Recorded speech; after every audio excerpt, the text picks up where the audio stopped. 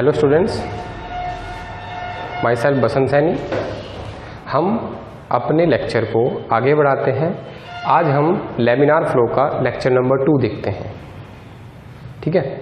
और जो बच्चे हमारे साथ अब इस लेक्चर को देख रहे हैं उन्हें मैं बताना चाहूँगा, जैसे ही हमारा ये टॉपिक ख़त्म होता है लेमिनार फ्लो, हम आर.के. जैन के क्वेश्चन, खुरमी के क्वेश्चन और ईएस प्रीवियस ईयर के क्वेश्चन डिस्कस करेंगे यहाँ पे, ताकि इस चैप्टर के जस्ट बाद आपकी प्रैक्टिस भी हो सके।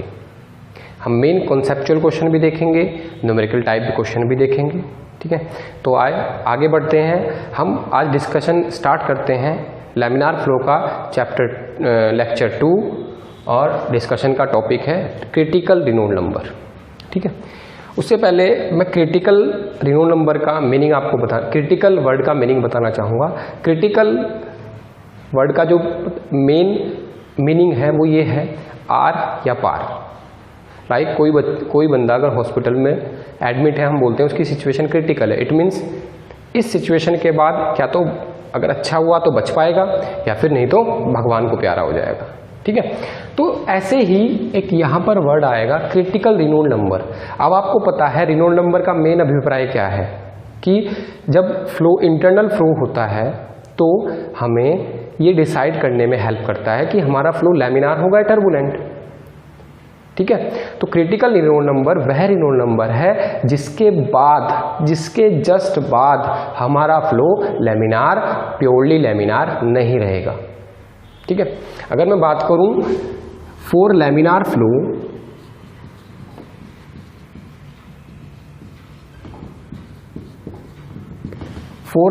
फ्लो, हमारा जो रिनोल्ड नंबर है वो होता है 2000 के बराबर या 2000 से छोटा। तो यहाँ पर रिनोल्ड नंबर का मैक्सिमम मान कितना होता है? 2000। कहीं कहीं बुकों में ये 2300 भी दिया रहता है, तो पैनिक होने की ज़रूरत नहीं है, इतना वेरिएशन अलाउ है, ठीक है। तो अगर मैं बात करूं जो मेरा क्रिटिकल रिनोल्ड नंबर होगा, जो मेरा क्रिटिकल रिनोल्ड नंबर होगा 2000, यानी कि 2000 से पहले प्योरली लैमिनार और 2000 के बाद हम नहीं बता सकते कि फ्लो लैमिनार होगा या नहीं, ठीक है। वो होता है हमारा ट्रांजिशन फ्लो, ना उसे लैमिनार बोल सकते ना उसे टर्बुलेंट बोल सकते। तो इस चीज़ का ध्यान रखेंगे। क्रिटिकल रिनोल्ड नंबर वह रिनोल्ड नंबर है, रिनोल्ड नंबर का वह मान जिसके बाद हमारा फ्लो लैमिनार नहीं होगा, ठीक है। इस चीज़ को ध्यान रखेंगे। डायरेक्ट क्वेश्चन पूछा जाता है what is the value of critical Reynold number, तो आपको याद रखनी है रिनोल्ड नंबर का मान मैक्सिमम कितना होता है फॉर लैमिनार फ्लो, ठीक है। अब इस पे क्वेश्चन आपका बनता है और बना हुआ है, आपका सिविल में भी इस पे एसएससी में न्यूमेरिकल आया हुआ है, मैकेनिकल में भी इसमें न्यूमेरिकल आया हुआ है। तो हम न्यूमेरिकल की बात करते हैं।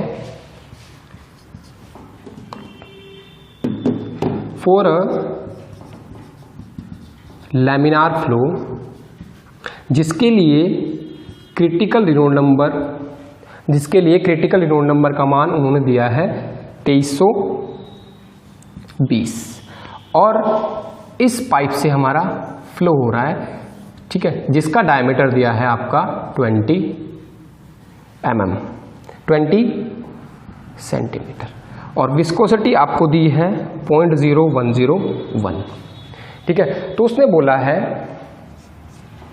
कि जब इस पाइप से लैमिनार फ्लो होता है तो इस पाइप में फ्लूइड की वेलोसिटी क्या होगी, और उसने हमें स्पेसिफाई कर दिया है कि क्रिटिकल रिनोल्ड नंबर 2320 है।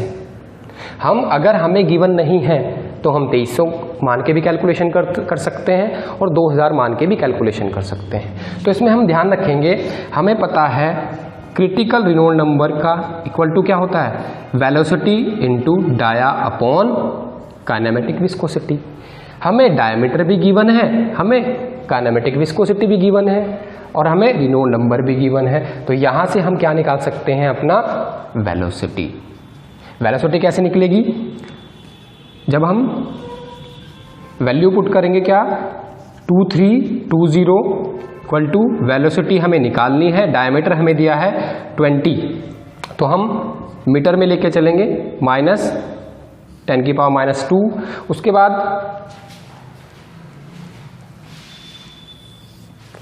उसके बाद हम आगे चलते हैं।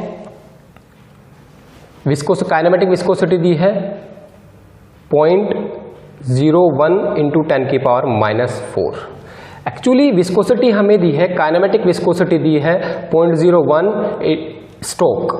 और आपने फ्लूइड मैकेनिक्स के पहले चैप्टर में पढ़ा होगा कि 1 stroke equal to 1 into 10⁻⁴ metre square पर सेकेंड। तो हमने इसे भी मीटर स्क्वायर में कन्वर्ट कर लिया। तो यहां से हमारी वेलोसिटी आ जाएगी 2320 इंटू 0.01 इंटू 10⁻⁴ अपॉन 20 इंटू 10⁻²। जब हम इसे कैलकुलेट करेंगे तो हमारा आंसर आएगा v इक्वल टू 1.1 सेंटीमीटर पर सेकेंड। इस तरह के न्यूमेरिकल आपको देखने को मिलेंगे आपके एग्जाम पेपर में। ठीक है, अगर बाय चांस मान लेते हैं इस क्वेश्चन से और कैसे किस तरह की अप्रोच हमें पेपर में मिल सकती है। ठीक है, देखते हैं अभी।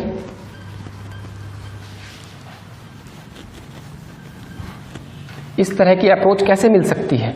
यहां तो इस क्वेश्चन में हमें क्रिटिकल रेनॉल्ड नंबर गिवन था 2320, लेकिन अगर हमें क्रिटिकल रेनॉल्ड नंबर नहीं गिवन हो तब हम एज्यूम करेंगे 2000 या 2300। ठीक है, आगे चलते हैं। ये हमारा क्रिटिकल रेनॉल्ड नंबर का कॉन्सेप्ट था। क्रिटिकल रेनॉल्ड नंबर पर हमारे पास क्वेश्चन डायरेक्ट आएगा। लैमिनार फ्लो के लिए या पाइप फ्लो के लिए क्रिटिकल रेनॉल्ड नंबर का मान क्या होता है, तो आपको याद रखना है 2000 या 2300। उसके बाद इस पे न्यूमेरिकल आने के पूरे चांसेस हैं। लाइक इसरो, DRDO, PSU की बात करूँ तो वहाँ पर इस तरह के कॉन्सेप्चुअल क्वेश्चन आते हैं। अब बात करते हैं हम लैमिनार फ्लो थ्रू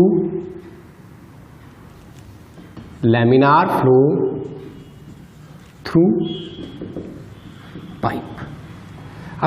अब हमारा जो टॉपिक चलेगा लैमिनार फ्लो थ्रू पाइप, यानी कि मैंने स्पेसिफाई कर दिया है जो मेरा इंटरनल फ्लो हो रहा है, जो मेरा लैमिनार इंटरनल फ्लो हो रहा है वो पाइप के थ्रू हो रहा है। ठीक है, अब इसमें क्वेश्चन आता है इसे क्यों पढ़ रहे हैं हम। क्वेश्चन पुटअप होता है क्या जरूरत पड़ी इस चीज को पढ़ने की। ठीक है, इसको थोड़ा सा बेसिक देखते हैं, वाई क्यों जरूरत पड़ी हमें पढ़ने की। तो अगर मैं बात करूं, ये मेरा लैमिनार फ्लो हो रहा है, यानी कि मुझे एक लोकेशन 1 से लोकेशन 2 तक मुझे वाटर को भेजना है। चूंकि पाइप क्या है, हॉरिजॉन्टल, तो खुद से तो पानी लोकेशन 1 से लोकेशन 2 पे नहीं पहुंच पाएगा। पानी खुद से लोकेशन 1 से लोकेशन 2 पे नहीं पहुंच पाएगा। क्यों? क्योंकि ये रियल फ्लूइड है। रियल फ्लूइड जब फ्लो करेगा तो विस्कस फोर्स आएंगे पिक्चर में, जो हमारे एनर्जी को लॉस कराएंगे। ठीक है, तो अगर मैं बात करूं कि यहां से लोकेशन 1 से लोकेशन 2 तक मुझे फ्लो कराने के लिए क्या लगाना पड़ेगा, पंप, जैसे घरों में लगे होते हैं। क्या लगाना पड़ेगा, पंप। अब मुझे कितनी कैपेसिटी का या कितनी पंपिंग पावर का पंप लगाना पड़ेगा यहां से L पाइप की लेंथ तक या L लोकेशन तक पानी भेजने के लिए। ठीक है, तो तुम्हें पता है कि जब भी रियल फ्लूइड यानी कि वाटर यहां से यहां फ्लो करेगा एनर्जी लॉस होंगे। उन एनर्जी लॉसेस को कौन कंपनसेट करेगा, पंपिंग पावर। तो जब तुम्हें यहां पर एनर्जी लॉस पता होंगे कि L पाइप अगर लैमिनार फ्लो हो रहा है और पाइप की लेंथ L है और डायमीटर गिवन D है, तो कितना लॉस होगा, तभी तो तुम पंपिंग पावर डिसाइड कर पाओगे, उसी के अकॉर्डिंग तुम पंप परचेज करोगे।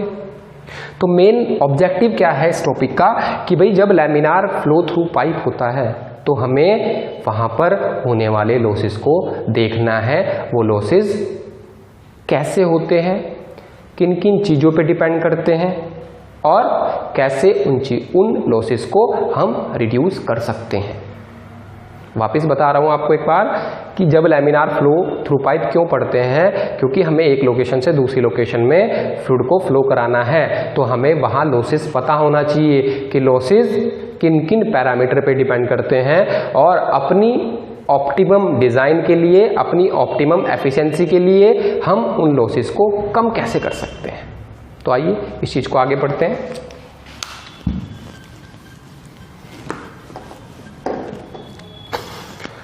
लैमिनार फ्लो थ्रू पाइप, इसका दूसरा नाम भी है, इसे ही बोलते हैं हम हेगन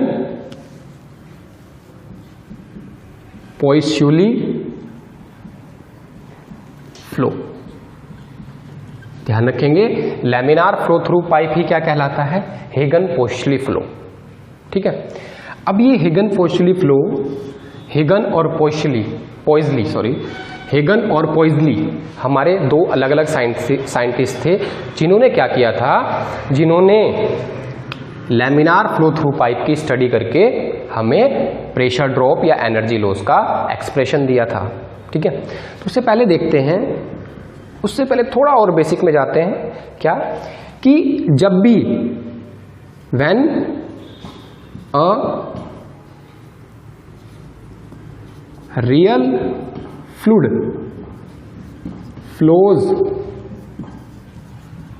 थ्रू इंटरनल डक्ट और पाइप, या फिर हम बोले when a real fluid flows through duct और पाइप, जब भी कोई रियल फ्लूइड हमारा डक्ट या पाइप से फ्लो करता है, तो इस चीज का सबसे पहले एनालिसिस किया गया नेवियर और स्ट्रोक द्वारा। वापस बोलता हूं, जब हमारा कोई रियल फ्लूइड पाइप या डक्ट से फ्लो करता है तो इसका सबसे पहले एनालिसिस किया था हमारा नेवियर और स्ट्रोक ने। ठीक है, तो इन्होंने निष्कर्ष निकालने के बाद जो रिजल्ट दिया था उसे बोलते हैं हम नेवियर स्ट्रोक इक्वेशन। मैं पूरा लिख दे रहा हूं आपको, नेवियर स्ट्रोक इक्वेशन। ठीक है, नेवियर स्ट्रोक इक्वेशन। इस इक्वेशन में जब इन्होंने नेवियर और स्ट्रोक ने अपना एनालिसिस करके इक्वेशन दी, तो उन्होंने मेन 3 फोर्सेस को कंसीडर किया। क्या? प्रेशर फोर्स, दूसरा उन्होंने कंसीडर किया ग्रेविटी फोर्स, और तीसरा जो इंपॉर्टेंट है वो किया इन्होंने विस्कस फोर्स। अगर मैं बात करूं, आपको याद है यूलर इक्वेशन या आयलर भी बोलते हैं जिसे, यूलर या आयलर इक्वेशन मेन प्रेशर और ग्रेविटी फोर्स को कंसीडर करती है, लेकिन वो यूलर्स इक्वेशन हमारे विस्कस फोर्स को कंसीडर नहीं करती। लेकिन नेवियर ने उससे एक आगे का स्टेप फॉलो किया, उसने कहा ठीक है, तुम लोगों ने प्रेशर और ग्रेविटी को एज्यूम किया, मैं थर्ड यानी कि विस्कस फोर्स को पिक्चर में लाता हूं, और उन्हें कंसीडर करके जो उन्होंने इक्वेशन दी उसे बोलते हैं नेवियर स्ट्रोक इक्वेशन। तो इस इक्वेशन से भी क्वेश्चन आते हैं, एसएससी में आया हुआ है, आपका उत्तराखंड एई में भी, जेई में भी आया हुआ है, और पीएसयू में भी क्वेश्चन आया है। क्या? नेवियर स्ट्रोक इक्वेशन किन फोर्सेस को कंसीडर करती है? नेवियर स्ट्रोक इक्वेशन किन फोर्सेस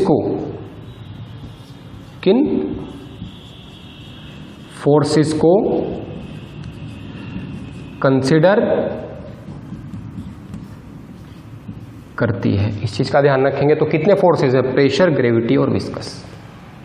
ठीक है, अगर मैं बोलूं नेवियर स्ट्रोक इक्वेशन में मेन फोर्स कौन सा है, अगर मैं बोलूं नेवियर स्ट्रोक इक्वेशन में मेन फोर्स कौन सा है, which is the main force that governs the flow.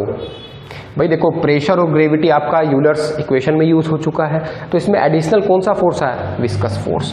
तो इस चीज का हम ध्यान रखेंगे, विस्कस फोर्स। ये दोनों क्वेश्चन कई बार पेपर में आए हुए हैं, तो इस चीज का ध्यान रखेंगे। नीचे वाला very very important, main force कौन सा होता है नेवियर स्ट्रोक इक्वेशन में? आपका विस्कस फोर्स। ठीक है, अब हम चलते हैं थोड़ा आगे।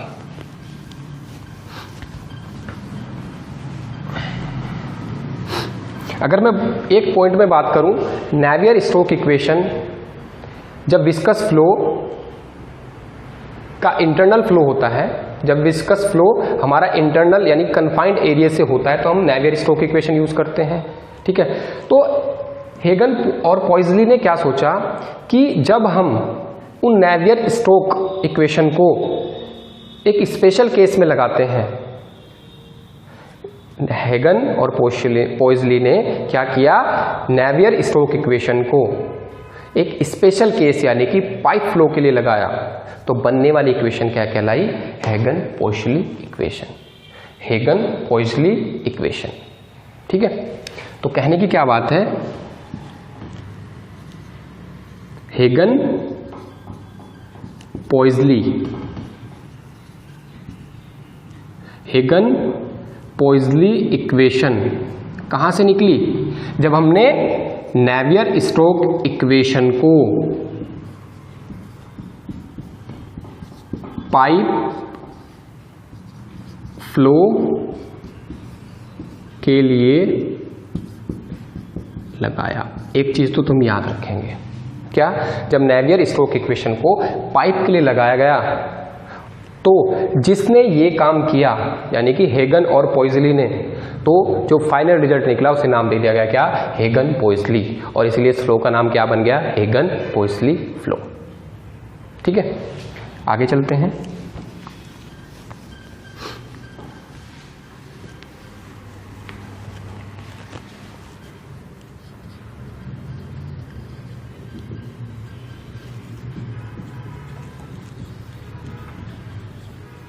Laminar flow through pipe. ठीक है भाई, अब आगे चलते हैं। जब इन्होंने नेवियर स्टोक्स इक्वेशन को लगाया तो सर्टेन कंडीशन एज्यूम करी, उन कंडीशन को इन्होंने एजम्पशन में बता दिया, क्या, कि जब हम नेवियर स्टोक्स इक्वेशन को कुछ एजम्पशन के साथ पाइप फ्लो के लिए लगाते हैं तो हमारी इक्वेशन क्या बनती है, नेवियर हेगन पॉइजली इक्वेशन। तो इसमें सबसे पहला एजम्पशन आएगा क्या, कि जो हमारा पाइप फ्लो है, जो हमारा पाइप है उससे लैमिनार फ्लो होगा। पहला पॉइंट वेरी वेरी इंपॉर्टेंट, कि पाइप से हमारा लैमिनार फ्लो हो रहा होगा। दूसरी चीज, जो फ्लूइड फ्लो होगा वो होगा इनकम्प्रेसिबल, यानी कि फ्लूइड फ्लो क्या होना चाहिए, इनकम्प्रेसिबल, यानी कि हम डेंसिटी को कांस्टेंट मान के चलेंगे, यानी कि फ्लो के दौरान हमारी डेंसिटी कांस्टेंट रहेगी। इनकम्प्रेसिबल फ्लो का मतलब है फ्लो के दौरान हमारी डेंसिटी कांस्टेंट रहेगी। ठीक है, थर्ड एजम्पशन आता है, pipe should be of constant cross section. जो हमारा पाइप है उसका क्रॉस सेक्शन कांस्टेंट होना चाहिए थ्रू आउट द लेंथ, यानी कि ऐसा नहीं है कि पाइप हमारा यहाँ से बड़ा है, यहाँ से छोटा है, फिर बड़ा हो गया, ऐसे नहीं है। हमारा pipe through out the length constant diameter का होना चाहिए। चौथा assumption, flow should be study, यानी कि जो हमारा फ्लूइड फ्लो हो रहा है वो स्टडी होना चाहिए। अब स्टडी फ्लो क्या होता है, स्टडी फ्लो वो होता है जब फ्लो के दौरान किसी एक पॉइंट पे तुम बैठ गए, किसी एक सेक्शन पे तुम बैठ गए, तो अगर उस सेक्शन पर प्रॉपर्टीज टाइम के रिस्पेक्ट में चेंज नहीं हो रही है, वापिस रिपीट कर रहा हूं, यदि फ्लो के दौरान किसी एक पॉइंट पे या सेक्शन पर फ्लूइड की प्रॉपर्टी टाइम के रिस्पेक्ट में चेंज नहीं होती तो ऐसे फ्लो को कहते हैं स्टडी फ्लो। इट मीन्स यहां पर density with respect to time change नहीं होगी। इट मीन्स यहां पर velocity with respect to time change नहीं होगी। इस चीज को ध्यान रखेंगे। ठीक है, अगर आपने काइनेमेटिक्स में पढ़ा हो तो rate of change of velocity with respect to time is called local या टेम्पोरल एक्सेलरेशन। रिपीट कर रहा हूं, अगर आपने काइनेमेटिक्स में पढ़ा हो, ठीक है, तो इसे कहते हैं लोकल या टेम्पोरल एक्सेलरेशन, यानी कि del u over del t is called local acceleration.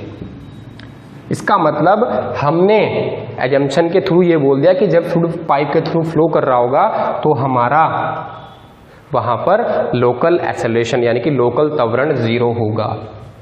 यह है इस एजम्पशन का मतलब। ठीक है, 4 एजम्पशन हो चुके हैं।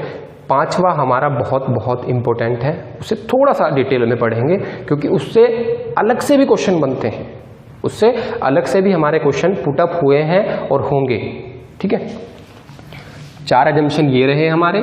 5वें एजम्पशन की ओर हम बढ़ते हैं जो कि वेरी वेरी इंपॉर्टेंट है और आपके एग्जाम में उससे सेपरेटली क्वेश्चन बनते हैं, इसलिए मैं डिटेल में जा रहा हूं। ठीक है, 5वां एजम्पशन हमारा पड़ेगा फुल्ली डेवलप्ड फ्लो। 5वां एजम्पशन हमारा होगा फुल्ली डेवलप्ड फ्लो।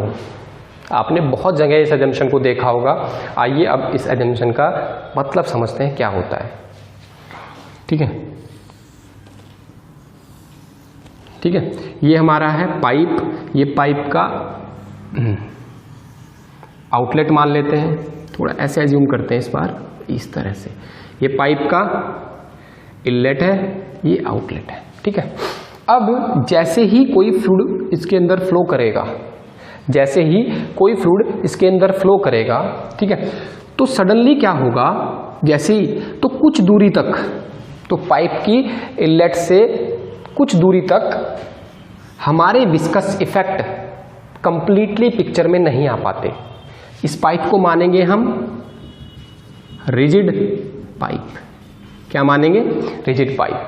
और नॉन पोरस, इसका मतलब पानी इसके अंदर से के थ्रू फ्लो नहीं कर सकता।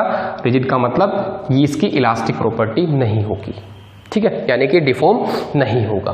ठीक है भाई, तो जब हमारा कोई भी फ्लूइड पाइप में एंट्री करेगा तो पाइप के इनलेट से कुछ दूरी तक हमारे विस्कस इफेक्ट कंप्लीटली पिक्चर में नहीं आ पाते। अगर आपने फ्लूइड प्रॉपर्टी में विस्कोसिटी टॉपिक में पढ़ा हो कि जब भी ये क्या है, सॉलिड सरफेस है हमारा, जब भी कोई रियल फ्लूइड किसी सॉलिड सरफेस के ऊपर से फ्लो करता है तो नो स्लिप कंडीशन होती है। नो स्लिप का मतलब पाइप के सरफेस पर हमारी वेलोसिटी क्या होगी? 0। यानी कि पाइप के सरफेस पर फ्लूइड की रिलेटिव वेलोसिटी क्या होगी? 0। इट मीन्स यहाँ पर वेलोसिटी क्या होगी, मैं आपको सिमेट्री बता रहा हूँ, जैसा ऊपर के साथ होगा ऐसे नीचे के साथ होगा। ठीक है, तो अगर मैं देखूँ यहाँ पर फ्लूइड की वेलोसिटी क्या है? 0। और अगर तुम देखो यहाँ से जब फ्लूइड एंटर कर रहा है, फ्लो कर रहा है, इसका मतलब यहाँ पर वेलोसिटी ग्रेडियंट बनेगा। तो जैसे ही फ्लूइड एंटर करता है तो जो हमारी वेलोसिटी प्रोफाइल बनती है वो इस तरह से बनती है। यानी कि पाइप से कुछ दूरी पर ही हमारा वेलोसिटी ग्रेडियंट एग्जिस्ट करता है, और जहां पर वेलोसिटी ग्रेडियंट एग्जिस्ट करता है वहीं विस्कस इफेक्ट मिलते हैं। इसका मतलब इस जोन में, इस छोटी जोन में, पाइप के इनलेट पे जैसे पानी ने एंटर किया, इस छोटी जोन में हमारे विस्कस इफेक्ट मिले, इस सेंटर वाली कोर वाले पार्ट में नहीं मिले। ठीक है, जैसे ही हम और आगे बढ़ते हैं तो विस्कस वेलोसिटी ग्रेडियंट की जो जोन है वो बढ़ जाती है। वेलोसिटी ग्रेडियंट की जो जोन है वो बढ़ जाती है। ठीक है, वेलोसिटी ग्रेडियंट की जो जोन है वो बढ़ जाती है। थोड़ा और आगे चलेंगे तो पिक्चर हमारी इस तरह से बन जाती है, इस तरह से। ठीक है, अब तुम देखो पहले वाले केस में क्या है, जो वेलोसिटी ग्रेडियंट एग्जिस्ट कर रहा है वो छोटी डिस्टेंस पे कर रहा है। जैसे और बढ़े थोड़ा और, जैसे और बढ़े देखो कंप्लीटली पाइप में डोमिनेट कर रहा है। ठीक है, इसका मतलब इस वाली लेंथ के लिए, यानी कि इस स्मॉल लेंथ के लिए, ठीक है, हमारे विस्कस इफेक्ट कंप्लीटली डोमिनेट नहीं करते। तो ऐसे रीजन को बोलते हैं हम एंट्रेंस लेंथ बोलते हैं। और एंट्रेंस लेंथ में हमारा 2D फ्लो होता है, और चीज आपको दिखाऊं, अगर आप देखो, जब मैं इस सेक्शन पे देख रहा हूं तो सेंटर पे वेलोसिटी इतनी है, जैसे ही आगे बढ़ा तो वेलोसिटी बढ़ चुकी है, जैसे ही आगे गया तो वेलोसिटी और बढ़ चुकी है। इसका इसका मतलब एंट्रेंस लेंथ में हमारा जो फ्लो की डायरेक्शन में जो वेलोसिटी है वो बढ़ रही है। इसका मतलब यहाँ पर हमारा कन्वेक्टिव एक्सेलरेशन एग्जिस्ट करेगा। ध्यान रखेंगे क्या, कन्वेक्टिव एक्सेलरेशन यानी कि त्वरण हमारा एग्जिस्ट। इंपॉर्टेंट पॉइंट है, मैं आपको बता रहा हूं वापिस से। अगर आप देखो इस जोन में, अगर देखो सेंटर पे तुम वेलोसिटी देखो तो यहां पर कम है, यहां पर थोड़ी और बढ़ी और इसकी एंड पे जाके और बढ़ चुकी है। इसका मतलब फ्लो की डायरेक्शन में कन्वेक्टिव एक्सेलरेशन होगा। कन्वेक्टिव एक्सेलरेशन का मीनिंग क्या होता है, जब हमारी फ्लूइड की वेलोसिटी, जब हमारे फ्लूइड की वेलोसिटी फ्लो के दौरान स्पेस कोऑर्डिनेट का मतलब एक्स वाई जेड के रिस्पेक्ट में चेंज होती है तो उसे बोलते हैं कन्वेक्टिव एक्सेलरेशन। ठीक है। अब जैसे ही मैं इस लेंथ को पार करता हूं, जैसे ही मैं इस लेंथ को पार करता हूं, ठीक है, अगर मैं इस लेंथ को पार करता हूं तो मैं क्या देखता हूं कि ये जो वेलोसिटी प्रोफाइल मेरी बनी है इसे बोलते हैं वेलोसिटी प्रोफाइल। तो जैसे मैं आगे देखता हूं, इस लेंथ से आगे देखता हूं तो मेरी वेलोसिटी प्रोफाइल चेंज नहीं होती। जैसे ये बनी ऐसे ही ये बनेगी। अगर मैं ऐसे दिखाऊं इसका मतलब सेम है दोनों। ठीक है। तो जब मेरी वेलोसिटी प्रोफाइल चेंज नहीं होती तो ऐसे फ्लो को बोलते हैं फुल्ली डेवलप्ड फ्लो। ध्यान रखेंगे, फुल्ली डेवलप्ड फ्लो। ठीक है। क्या बोलेंगे, फुल्ली डेवलप्ड फ्लो। ठीक है। ये चीज मैं रब कर दे रहा हूं थोड़ा। ठीक है। अब आप थोड़ा सा फील करो कि भाई जब वेलोसिटी प्रोफाइल चेंज नहीं हो रही है, इसका मतलब अगर मैं सेंटर पर वेलोसिटी देखूं तो जितनी यहां है उतनी यहां है, उतनी ही आगे होगी। इसका मतलब अगर मैं देखूं तो फ्लो की डायरेक्शन में चलने पर वेलोसिटी चेंज नहीं हो रही है, यानी कि वहां पर स्पेस कोऑर्डिनेट के रिस्पेक्ट में वेलोसिटी चेंज नहीं हो रही है। इसका मतलब हमारा फुल्ली डेवलप्ड फ्लो में हमारा कन्वेक्टिव एक्सेलरेशन, ये इसका फिजिकल मीनिंग है, कन्वेक्टिव एक्सेलरेशन क्या होगा, जीरो।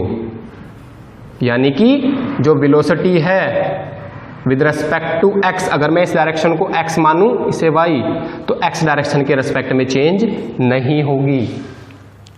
यानी कि यहां पर कन्वेक्टिव एक्सेलरेशन क्या होगा, जीरो। एक चीज और नोटिस करेंगे, अगर तुम देखो यहां पर वेलोसिटी एक्सियल डायरेक्शन में क्या रहती है, कांस्टेंट। एक्सियल डायरेक्शन में क्या रहती है, कांस्टेंट।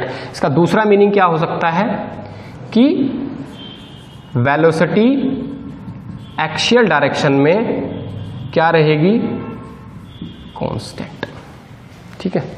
तो मैं इसे रब करके वापस फुल्ली डेवलप्ड फ्लो पे आता हूं एक बार फिर करके, थोड़ा डल हो गया। ठीक है। वापिस से बनाता हूं, ये मेरी है एंट्रेंस लेंथ, इसे बोलेंगे हम फुल्ली डेवलप्ड, यानी कि ये क्या है, एंट्रेंस लेंथ। ठीक है। इसे बोलेंगे हम fully developed flow. Important question बनते हैं भाई, इसलिए मैं थोड़ा डिटेल में जा रहा हूं और अच्छे अच्छे क्वेश्चन बनते हैं। ठीक है। अब एंट्रेंस लेंथ में क्या होगा, मैंने अभी बताया तुम्हें वेलोसिटी एक्स डायरेक्शन में भी वैरी करेगी, फ्लो की डायरेक्शन में भी वैरी करेगी और रेडियल डायरेक्शन में भी, यानी कि यहां पर होगा 2D फ्लो। ध्यान रखेंगे बच्चों, हमारा यहां पर होगा 2D फ्लो एंट्रेंस लेंथ में। दूसरी चीज, यहां पर वेलोसिटी, हमारी जो वेलोसिटी है वो स्पेस के साथ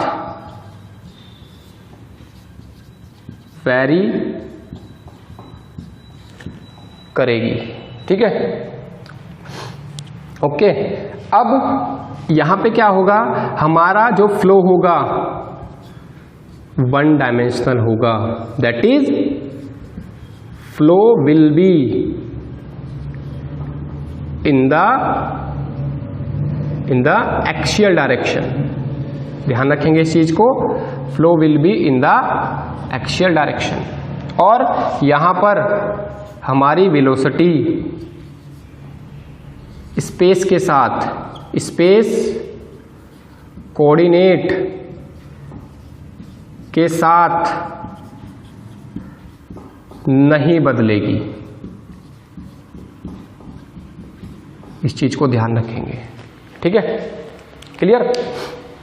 अब मैंने आपको एंट्रेंस लेंथ क्यों पढ़ाई, मैंने आपको एंट्रेंस लेंथ क्यों पढ़ाई, देखते हैं जरा।